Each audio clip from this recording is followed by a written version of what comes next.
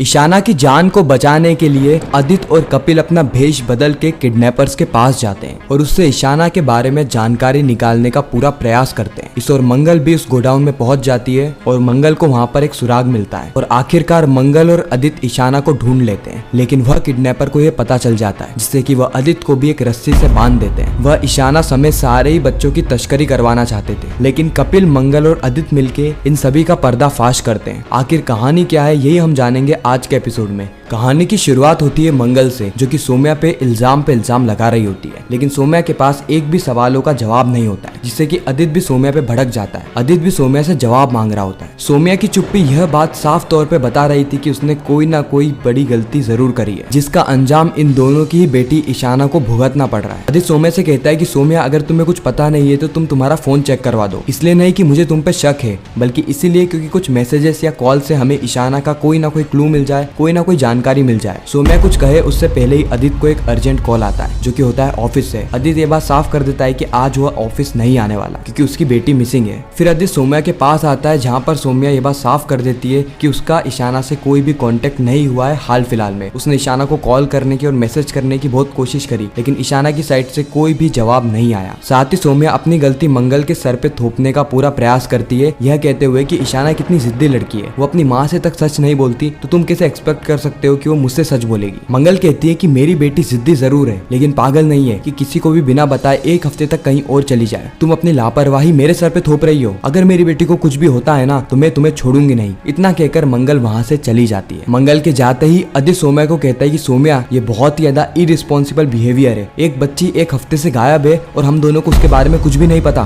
This is not acceptable Saumya, this is not acceptable. Saumya को यहाँ पर बहुत ज्यादा टेंशन होने लगती है। वो सोचती है कि कहाँ है ईशाना, ये सब कुछ बहुत ज्यादा गलत हो रहा है। कहीं ऐसा ना हो कि आदित्य को पता चल जाए कि ईशाना को अपने फ्रेंड्स के साथ घूमने के लिए परमिशन और पैसे दोनों मैंने ही दिए हैं, तो भगवान जाने आदित्य क्या करेगा। मंगल एक एक करके ईशाना के सारे ही दोस्तों को कॉल करती है और उनसे पूछती है कि क्या उनकी ईशाना से बात हुई, क्या उन्हें ईशाना के बारे में कुछ भी जानकारी मिली पिछले एक हफ्ते में। तो उसके सारे ही दोस्त मना कर देती है, यह कहते हुए कि ईशाना हमारी बहुत अच्छी दोस्त थी, लेकिन पिछले 6-7 महीने से उसने पूरा सर्कल ही बदल दिया है। वो बहुत ही अलग लोगों के साथ रहने लगी और हमसे बातचीत भी कम कर दी, इसलिए हमें उसकी कोई भी जानकारी नहीं है। ना तो वो हमें कॉल करती है और ना ही हमारे कॉल उठाती है। मंगल अकेले में ही बैठे बैठे रो रही होती है। उसी वक्त वहाँ पर कपिल आ जाता है। कपिल कहता है कि मंगल जी, आपको कुछ प्रॉब्लम है क्या, बताइए। फिर मंगल पूरी कहानी कपिल को बताती है कि किस तरीके से उसकी बेटी एक हफ्ते से मिसिंग है। कपिल कहता है कि आप टेंशन मत लीजिए मंगल जी, मैं मेरे कॉन्टेक्ट्स को कॉल करता हूँ और कैसे ना कैसे करके ईशाना की जानकारी निकालने की कोशिश करता हूँ। आप सिर्फ एक काम कीजिए कि मुझे ईशाना का नंबर फॉरवर्ड कर दीजिए। उसके बाद कपिल एक कमिश्नर को कॉल करता है और कमिश्नर से कहता है कि सर, आपने कहा था ना कि मुझे अगर आपकी कोई भी जरूरत होगी तो मैं आपको कॉल करूँ, तो आज वह दिन आ गया है। एक बेटी है ईशाना, ये समझ लीजिए कि हमारी फैमिली की ही रिलेटिव है। वह पिछले एक हफ्ते से मिसिंग है, तो क्या आप इसकी जानकारी निकाल के हमें दे सकते हैं। मैं चाहता हूँ कि पूरा ही केस थोड़ा कॉन्फिडेंशियल रहे, ताकि किडनैपर को या किसी को भी इसके बारे में भनक ना लगे। कमिश्नर कहते हैं कि कपिल जी, आपने पहली बार हमसे मदद मांगी है, तो हम आपकी मदद अवश्य करेंगे। मंगल यहाँ पे हाथ जोड़ के कपिल को धन्यवाद करती है, यह कहते हुए कि कपिल जी धन्यवाद, आप मेरी बेटी को ढूंढने में मेरी मदद कर रहे हैं। आप नहीं होते तो पता नहीं क्या ही हो जाता। कपिल मन ही मन में कहता है कि मंगल जी, आप इतनी अच्छी हैं कि आप दुनिया की सारी खुशियां डिजर्व करती है। मैं आपको ऐसे उदास नहीं देख सकता। मैं ईशाना को कहीं से भी ढूंढ निकालूंगा, ये कपिल भटनागर का वादा है आपसे। कुसुम माता रानी से प्रार्थना करती है कि उनके परिवार पे समस्या आती ही जा रही है। ईशाना उस मासूम बच्ची की तो क्या ही गलती है, माता रानी उसकी रक्षा करना। ईश्वर अक्षत भी बहुत ज्यादा परेशान हो रहा होता है, उसे भी अपनी दीदी से मिलना है, इसलिए वह भी माता रानी से प्रार्थना करता है कि उसकी दीदी जल्द घर लौट कर आ जाए। वह टाइम वेस्ट करना, चॉकलेट खाना सब छोड़ देगा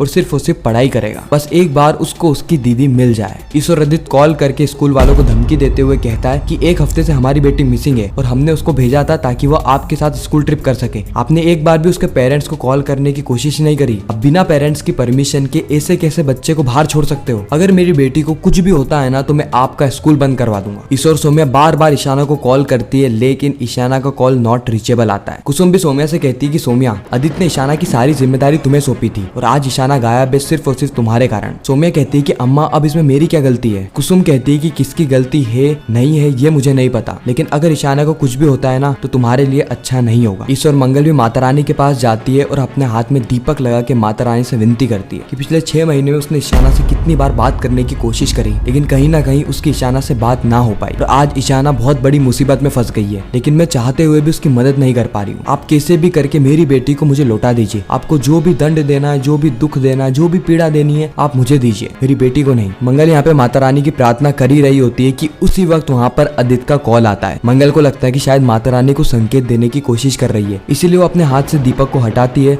और अक्षत के पापा से कॉल पे बात करने लगती है। लेकिन कॉल पे तो आदित्य खुद ही मंगल से ईशाना का पता पूछ रहा होता है कि तुम्हें कोई भी जानकारी मिली ईशाना के बारे में। मंगल कहती है कि नहीं मिली, मैंने उसके सारे फ्रेंड्स को भी कॉल करने की कोशिश करी। ईशाना जिन जिन लोगों के साथ रहती थी और जिनको मैं जानती हूँ, मैंने सभी से बात करी, लेकिन ईशाना मुझे कहीं पर भी नहीं मिली, नहीं इसकी कोई जानकारी मिली। उसी वक्त वहाँ पर कपिल आ जाता है और मंगल कॉल को नहीं काटती है। यानी मंगल और कपिल की बातें सारी आदित्य तक पहुंच रही थी। कपिल मंगल के हाथ को देखता है जो कि जला हुआ था, क्योंकि मंगल ने हाथ में दीपक रखा था। कपिल मंगल के हाथ को एक कपड़े से बांधता है और कहता है कि मंगल जी, मुझे ईशाना के बारे में एक जानकारी मिली है। कमिश्नर ने मुझे बताया है कि ईशाना की लोकेशन एक रिसोर्ट के पास में ट्रैक हुई है। अब मुझे नहीं पता वो रिसोर्ट क्यों गई, लेकिन हमें वहाँ पर जाके उसे ढूंढना चाहिए। मंगल को यहाँ पे टेंशन होने लगती है कि उसकी बेटी रिसोर्ट क्यों जाएगी, और ये सारी बातें आदित्य कॉल पे सुन लेता है। इसलिए आदित्य सीधे कपिल और मंगल के पास आता है और कहता है कि आप दोनों कहाँ जा रहे हैं? मंगल, तुम्हें ईशाना के बारे में कोई भी जानकारी मिली और तुमने मुझे बताना जरूरी नहीं समझा। कपिल कहता है कि आप क्या कर लेते, अगर आपको जानकारी मिल भी जाती तो आपने अभी तक तो कोई जानकारी निकाली नहीं, और आपकी लापरवाही के कारण मंगल जी की बेटी उनसे दूर हो गई। आदित्य कहता है कि ईशाना मेरी भी बेटी है। मंगल कहती है कि आप दोनों लड़िए मत, अभी हमें सिर्फ और सिर्फ ईशाना को ढूंढने पर फोकस करना चाहिए। इसीलिए आदित्य सीधे कार में जाके बैठने लगता है। कपिल कहता है कि आप कार में क्यों बैठ रहे हैं? आदित्य कहता है कि ईशाना मेरी बेटी है और मुझे उसको किसी भी हालत में ढूंढना है। फिर ये तीनों ही निकल जाते हैं उस लोकेशन की ओर जहाँ पर ईशाना का फोन ट्रैक हुआ है। लेकिन वहाँ पर पहुंचने के बाद पता चलता है कि वहाँ पर तो कोई रिसोर्ट है ही नहीं, बल्कि यह तो एक गोडाउन वाली जगह, एक बंजर जगह है। आदित्य कहता है कि वाह कपिल जी, आप हीरो बनने के चक्कर में हम सभी लोगों का समय बर्बाद कर रहे हैं। कपिल कहता है कि मिस्टर सक्सेना, आप में थोड़ा सा भी दिमाग है? कमिश्नर ने मुझे लोकेशन भेजी है और ईशाना का फोन भी कहीं ना कहीं यहीं पर ही ट्रैक हुआ है, तो वो यहाँ पर आई है। मंगल जी, हमें पुलिस पे भरोसा करना चाहिए और इधर ही ईशाना को ढूंढना चाहिए, हो सकता है कि हमें कोई सुराग मिल जाए। कपिल और आदित्य आपस में ही लड़ रहे होते हैं। इसी वक्त जो मंगल है वो सीधा गोडाउन के पास में जाती है और छोटी सी जगह से गोडाउन में झांकने लगती है। वहाँ पर उसे पता चलता है कि कुछ कारीगर ये बात कर रहे हैं कि इन बॉक्सेस को आराम से ले जाना, कहीं उन्हें चोट ना लग जाए। मंगल ही सोचती है कि बॉक्सेस में चोट कैसे लग सकती है, उसमें तो इलेक्ट्रॉनिक्स का सामान होता है ना। फिर मंगल को एक बॉक्स के अंदर एक चुन्नी दिखती है। मंगल समझ जाती है कि यहाँ पर तो तस्करी का काम चल रहा है, यहाँ पर छोटी छोटी बच्चियों को उठाकर बाहर सप्लाई किया जा रहा है, बाहर बेचा जा रहा है। इसीलिए मंगल